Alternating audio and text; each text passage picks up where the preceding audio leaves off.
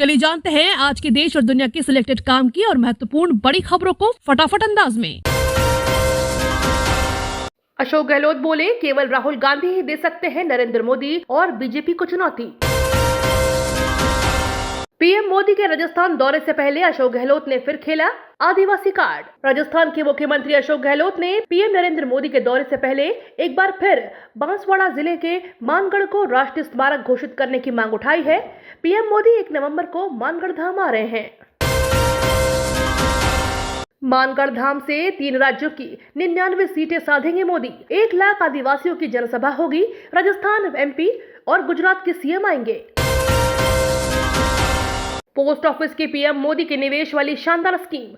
अगर आप भी छोटे निवेश पर मुनाफा कमाना चाहते हैं तो पोस्ट ऑफिस आपके लिए बेहतर विकल्प है। पीएम नरेंद्र मोदी ने लाइफ इंश्योरेंस और नेशनल सेविंग सर्टिफिकेट में बड़ा निवेश किया है।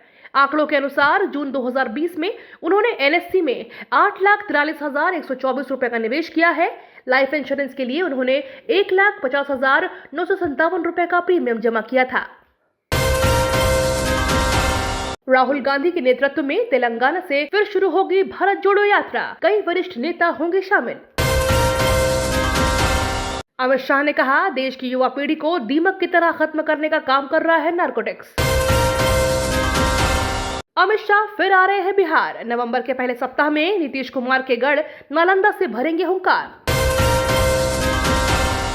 राजनाथ सिंह ने रूसी रक्षा मंत्री सरगेई शोइगु से परमाणु हथियारों के उपयोग के खिलाफ किया सचेत। रूसी रक्षा मंत्री सरगेई शोइगु ने भारतीय रक्षा मंत्री राजनाथ सिंह के साथ टेलीफोन पर बातचीत की। इस दौरान यूक्रेन की स्थिति पर चर्चा की। उन्होंने यूक्रेन द्वारा डर्टी बम के इस्तेमाल से संभावित उकसावे के बारे में अपनी चिंताओं से अवगत कराया। केजरीवाल के नोट वाले बयान पर भड़की बीजेपी, बोली बस्ती भी जलानी है, मातम भी। केजरीवाल की मां लक्ष्मी और गणेश जी की तस्वीर के नोट में छापने की मांग पर बीजेपी ने निशाना साधते हुए कहा कि भगवान को नकारने वाले लोगों को चुनाव आते देख भगवान याद आने लगे। मनोज तिवारी का केजरीवाल पर पलटवार, बोले वोट के लिए कर रहे धर्म का ढोंग। प्रदूषण को लेकर भाजपा ने केजरीवाल को घेरा, सीएम से की इस्तीफे की मांग। दिल्ली में प्रदूषण को नियंत्रित करने में उनकी कथित विफलता पर मुख्यमंत्री अरविंद केजरीवाल के इस्तीफे की मांग की और दावा किया कि दिवाली के बाद शहर की वायु गुणवत्ता में सुधार हुआ है। आर्थिक तंगी से जूझ रहे पाकिस्तान को बचाने में जुटे शहबाज शरीफ, मदद की भीख मांगने जाएंगे चीन। फ्लाइंग कार को लेकर चीन कर रहा है बड़ी तैयारी। भारत के पड़ोस तक पहुंच गई फ्लाइंग कार। कोविड-19 बीमारी के दौरान दुनिया को टीकों का निर्यातक बना भारत। अमेरिका ने स्वीकारी देश की क्षमता। सरकारी दफ्तरों से निकले कबाड़ से केंद्र सरकार ने कमाए 254 करोड़। 37 लाख वर्ग फुट जमीन हुई खाली।